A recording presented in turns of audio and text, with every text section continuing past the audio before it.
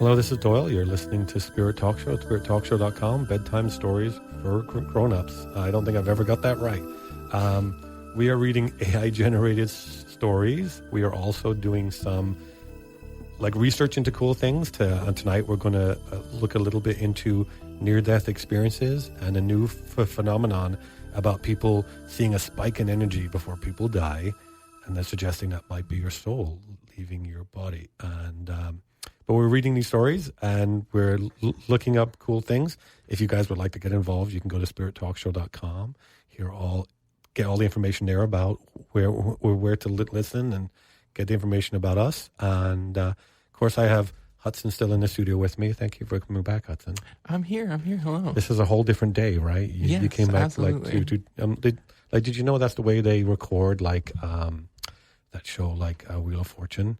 They bring you in and they record 4 shows in one day, and they act like they behave like they've done it over weeks. They say, "Hey, will you come back next week?" But they really just record it right away. I actually thought they came back every week. That makes so much more sense. That is wild. So they have because I went to they have new outfits for the guy, so it looks like he came back every day. And when you go on the show too, you might come in clothes, but they're actually going to dress you in their clothes because they want to decide what to. Because there's certain clothes you can't wear on the air, you can't wear check stuff or because it looks weird in the camera. And anyway, we're reading these stories, but in a few weeks we are doing this thing that we're going to do a radio play that was written by an author, one of my past guests. We're going to do a serialized radio play that she wrote. So even though we're kind of moving a little bit away from the AI stuff, to see if I'm going to be me, I'm one of the actors and she's one of the actors, and the other actor is this guy called Chris Turek, who is a voiceover artist who actually did my show. When he came on the show, he was so good at reading shows in a world where people and I was sitting here thinking oh my gosh, he hit you with the real voice actor. Yeah, I got to step up my game here, and I found myself reading in a world where people knew. I was reading in the announcer voice too. I found myself naturally doing your radio voice really came out. Yeah, but I hate the disingenuousness of you're listening to. That kind of fake radio voice. That's why I want mine to be really authentic and real and just talking. So you're going to read again, right? Yeah, that works so you're going to read this story that's not related to anything or anybody we know, right? Okay, so why? That's not what I thought it was going to be about. Okay, here we go. It says, am I the A for wanting to give up on dating because I can't seem to find a good guy? I, 31 male, am honestly just done with dating.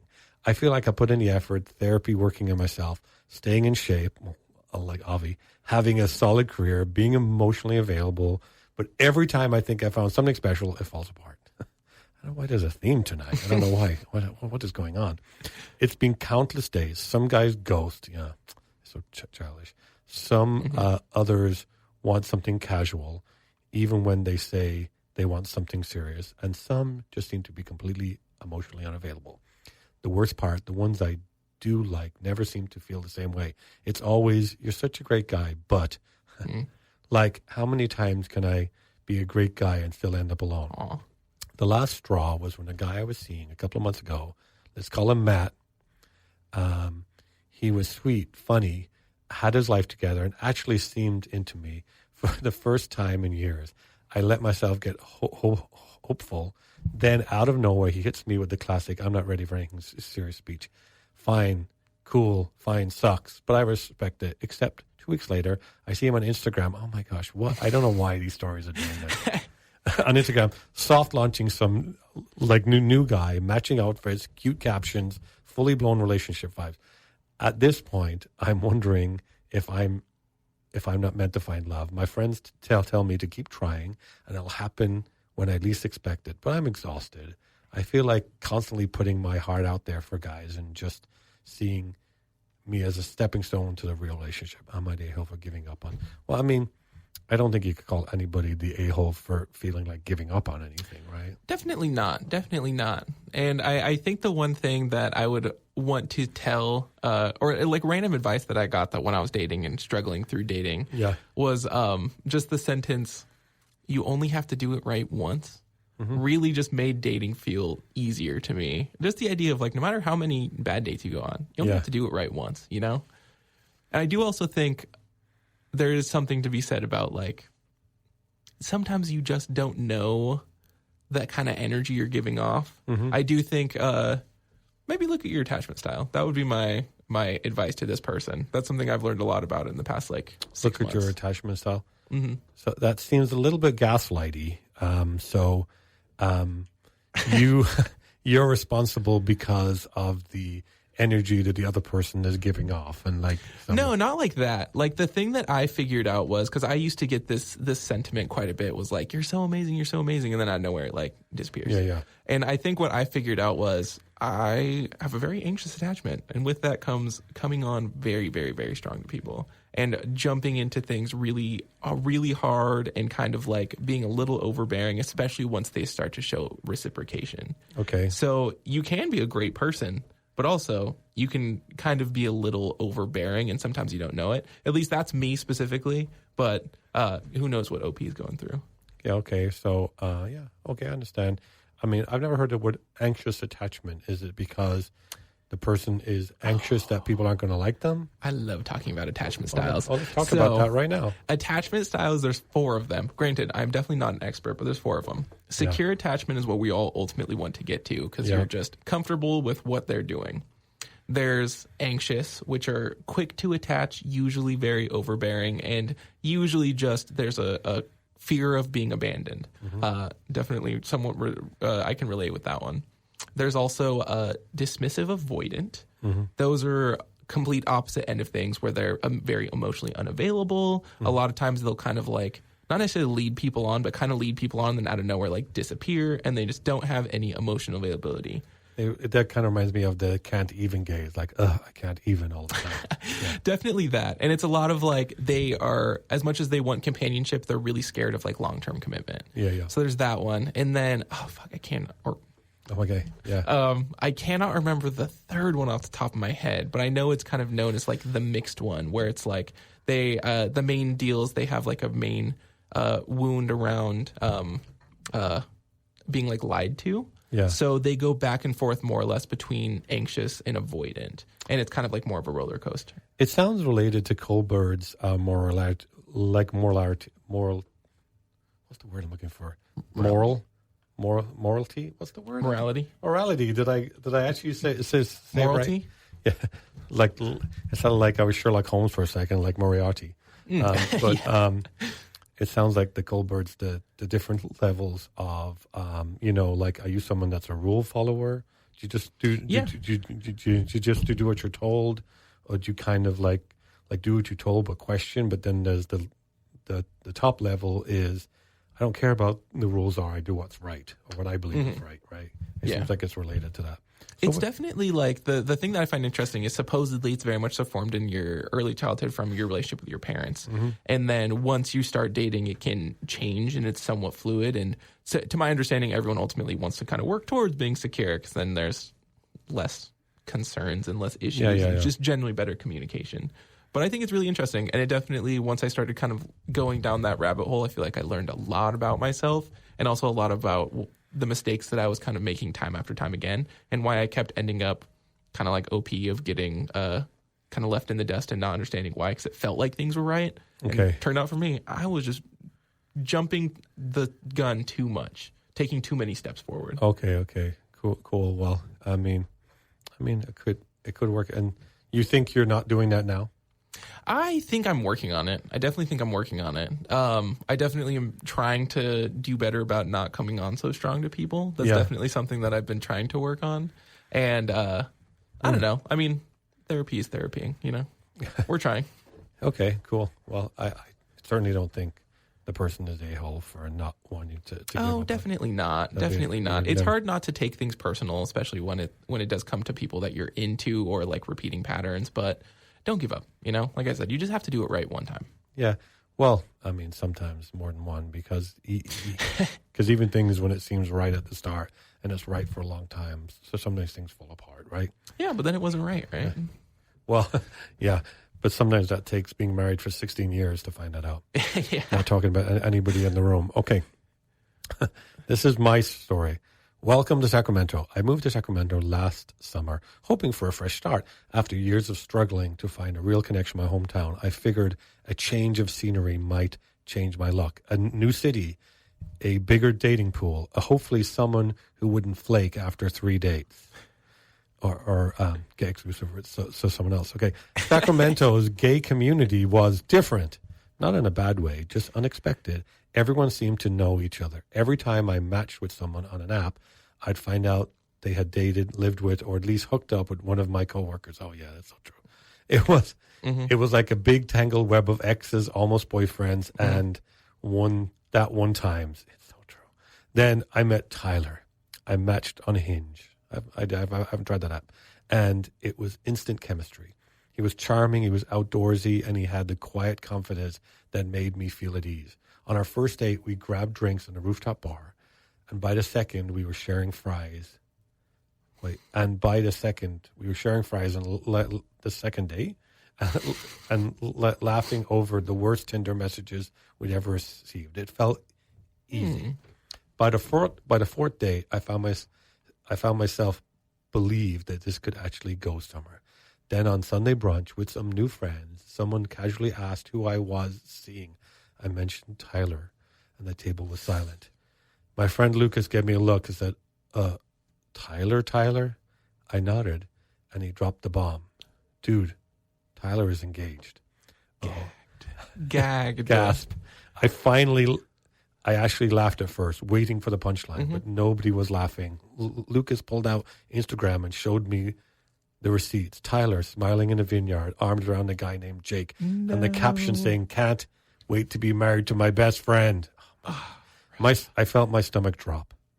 I felt the guy I was falling for wasn't just unavailable; he had a full-blown fiance. I confronted Tyler that night. He didn't even try to deny. Instead, he sighed and said, "It's complicated." What's complicated about it? You have a fiance. You're engaged. Yeah, there's nothing complicated about that. I walked away heartbroken. Just my luck. Moving cities didn't change anything. I was still the guy people use as the other distraction before going back to someone else.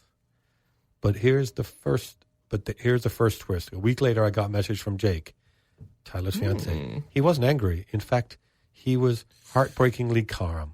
He told me he was suspected something and he just wanted the truth. He asked me if I'd meet him for coffee. I didn't owe him anything, but I agreed. Maybe I just wanted closure.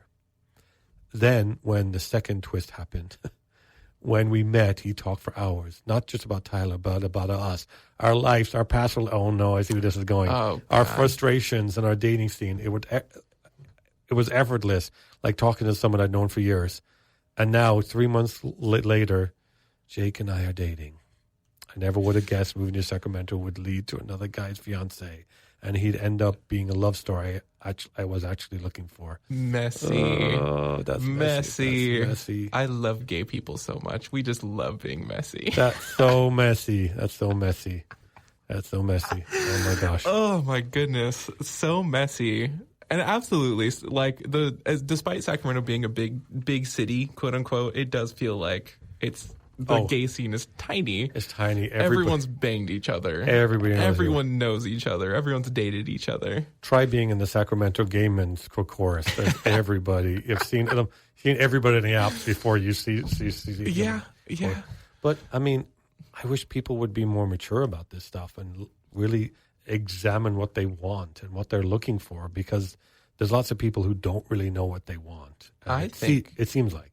I think people should be less mature about it. Let it just be messy. The gay scene is best at being messy. Just let it all be drama and everyone hates and loves each other and there's so much makeup, bedroom time. Let it be awful. But that sounds fun for a reality show. But it doesn't sound fun for the hearts of the people in it, right?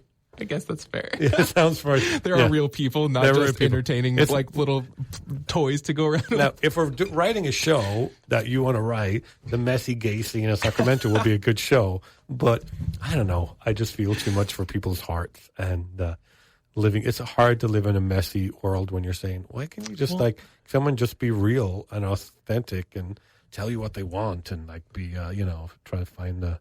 Well, what if the messiness comes from the heart? What if they just love being messy and that's what they get out of life? I say let them do their thing. I mean, let them do the thing if they love being messy, but I'm not sure I totally believe people really love being messy. Okay, I think you got a rhyming story for yours. Here we go. Oh, no. Okay. Oh, the wonders of dating a man who is older. I once dated boys, so young and so bold, but let me tell you, the real charm is old. Not ancient or creaky, but not covered in mold. Just wise and refined, like the treasures of gold. Oh, the wonders, the joys, the magical things that dating an older man surely brings. Mm-hmm. No ghosting, no flaking, no, hey, let's just chill. He calls when he says so. Imagine the thrill. His texts are quite clever, no sup or just yo. He writes in full sentences, oh, what a glow. No games, no puzzles, no tricks to be found, just honest affection, so safe, so sound. He knows all the little spots in town, the holes in the walls, the best drinks around. No crowded clubs with floors sticky and loud. No, but rooftops with sunsets away from the crowd. His home, it's a palace, no mismatched decor.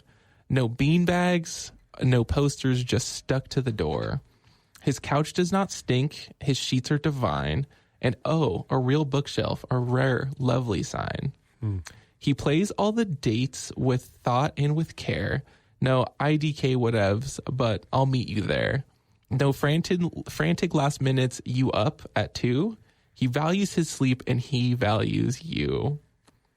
And oh, when he kisses, so smooth, so precise, not rushed, not sloppy, but perfectly nice. Like wine aged just right, or a song you adore, you lean in once and you just want more. So if you're weary of dating boys bland, or guys who just don't seem to quite understand, I say look to wisdom, look to some grace. An older man just might be your best place. Yeah, okay. That's a pretty good story. And it's accurate, too.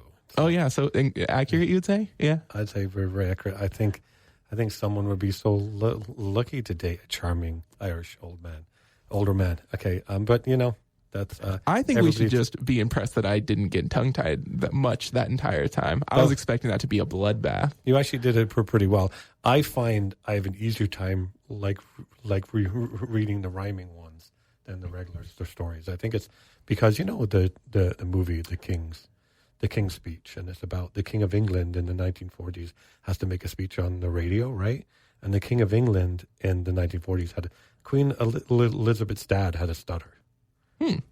The queen who became the queen in the 50s. Yeah. Her dad became queen because his brother abdicated in the 40s, right? And he moved to Europe. Mm-hmm. So the Queen of England is only queen. She wasn't in line. She's only queen because her uncle abdicated the crown. That's and then wild. Her father became the queen. But he had a stutter, and he had to do this Christmas speech. And the way they did it is they taught him to speak in a sing-songy way. Because when you read rhyme, you don't stutter. Yeah. Oh, I didn't know that. But yeah. I definitely can see how there was if there's a little cadence and something like you said, kind of sing-songy, I do see how it would kind of flow naturally because you kind of know what to expect with the next sentence. Yeah. But that's wild. I didn't know all of that. So yeah, you should. It's a movie with Colin Firth called, you probably like it. It's called The King's Speech. You should look it up. Yeah. It's actually a really good movie. We should watch it sometime. I'll be down. So we're going into this research stuff then, okay? So I'm going to talk about the spike of energy at death, how it might be the soul leaving your body. There's a fascinating phenomenon that's been observed in dying patients, a sudden spike in brain activity at the moment of death. Some researchers and spiritual thinkers have speculated that this could be evidence of the soul leaving the body. What do you think? I mean, so far so good. The soul could be an energy we haven't identified yet. I suppose. Do you believe in a soul? I don't know. I consider myself agnostic. It's almost like this weird version of I consider agnostic to mean I don't concern myself with religion and or what happens after death. I just try not to think about it. I don't think that's agnostic. I think agnostic is related to believing there is something after death, like an intelligent designer, but not like God and Jesus in the Bible stuff. So at least I could be wrong. My understanding of agnostic is it just kind of means you believe that there is something, but you just don't really think there's any way to know what. And that is at least how I understand agnostic, because I do believe that there's probably some version of something, and I do believe in bits and pieces of stuff, but who knows? From doing this show and looking at the research, it seems to me the most likely thing is reincarnation. Oh God, I hate the idea of reincarnation. I like my things. You're telling me the next version of me doesn't get like my cool bookshelf or like my record collection? That's boring. But this cool version of you now has all these things that he loves. But the cool version of you in the last life had cool things they love too. And they loved that just as much, right? But I like my things. I like my things that I have right now. But they'll still be your things. They'll just be a different your thing. Okay. See, this isn't satisfying. You won't know the difference. You'll just be like white brain, and you'll be, well, sometimes they aren't white. We read stories about, I had a reincarnation past life experience in Amsterdam. I was walking down the street, and I've told the story already to people on the show, so sorry if you heard it before. But I said, we walked in the street, first time in Amsterdam, and I said, I'm having the craziest deja vu right now. There's a door down that street, a red door named like number 14 or something. And we couldn't see it. We couldn't see it from where we were. And they walked down, and there was a red door, number 14. That was a really old door. Oh, that's spooky. I had this weird that's information weird. from another life. Oh, that's weird. The science behind energy spikes. The studies have recorded high-frequency brain waves, gamma waves, in patients at the exact moment they pass away. The brain waves are typically associated with heightened awareness, memory recall, and even mystical experiences, which aligns eerily well what people report in near-death experiences, NDEs.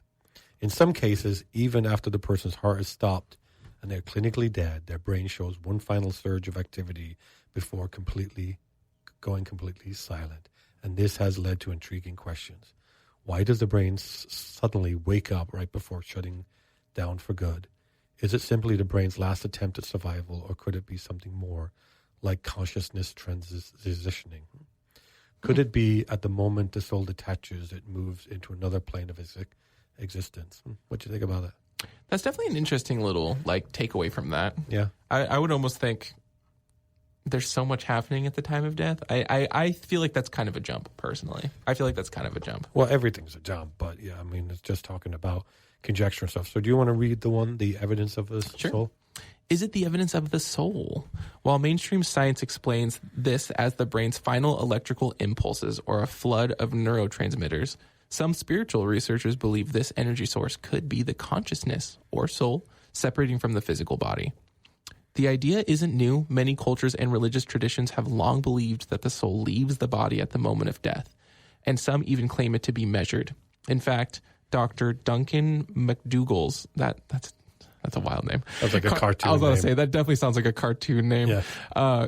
That doctor's controversial 1907 study attempted to prove that the soul had a mass, measuring a 21-gram weight loss at death. While his methods were flawed, the idea of an energy transfer remains an area of deep fascination. Well, I heard about the study, and at the moment of death, there's a 21-gram difference. But the problem is people were saying, well, all the air leaves your body at the time of death, and all the, you probably have, how much air do you have in you right now, right? Mm-hmm. So that could be it. What this means for life after death. If this spike in brain activity is not just random electrical noise, but something more profound, it raises a huge question. Does consciousness continue after death? Is the spike an indication of the soul moving into another dimension? Could NDEs, near-death experiences, where people report seeing lights, deceased loved ones, and other out-of-body experiences, be proof that awareness extends beyond the physical body? While there's no definitive answer, the fact that the brain activates instead of shutting down immediately suggests that there may be more to death than we currently understand. Whether scientific or spiritual, this surge of energy remains one of the greatest mysteries in human existence. Maybe, just maybe, this is the soul's final moment in the body before moving on. What do you think? Yeah, I mean, like I said, who knows? Yeah. Maybe. It's a solid maybe. Yeah. I mean, I certainly don't. I certainly have no part in me believes that the universe works like, how there's a meme with Jesus Christ knocking your door saying, let me in. Why? Because of what I'll do to you if you don't let me in. I've never seen that before. Yeah, it's like that's base. Some people say that's the basis of religion. You must believe in me, like Christianity. Like you must believe in me because if you don't believe in me, I'm going to torture you forever. So I mean, yeah, it sounds about right. The universe couldn't possibly work that way. And what would be the benefit of punishing somebody forever? Like if you are a parent and you wanted to punish your child, you punish them to teach them something. Mm-hmm. You don't punish them forever. Mm-hmm. That's not punishment. Then that's torture, right? Yeah, absolutely. Absolutely. No part of me even slightly believes that that's the way the universe works. I completely agree with that. I completely agree with that. Part of the reason why, like I said, I consider myself as someone who thinks who knows what's out there is because I truly think every religion definitely has at least one thing wrong. Some probably more than others. Well, but also I heard Ricky Gervais say on a radio show, he's celebrated atheist, right? Mm. And he said, what he said, and was is a really good point. When you ask me why don't I believe in God, what you're asking me is why don't I believe in this one God? There's 100 others, right? Yeah. You're not asking me about the 100 others. What you're saying is why do I not believe in this one God, right? And there's a lot of problems, in religion. Even some people believe the Bible is the literal word of God, like the flood literally happened. And it's but it gives people comfort to believe it, and I know, and that's fine. But Hudson, we're getting pretty close to the end here. Thank you so much for it. Thank you for having me. Hopefully this is a good episode. We'll find out together. Okay. So thank you so much for coming. And do you want to say goodbye? Goodbye. Okay. If you guys would like to hear anything else from the show, please go to spirittalkshow.com. Thank you for listening and have a great night.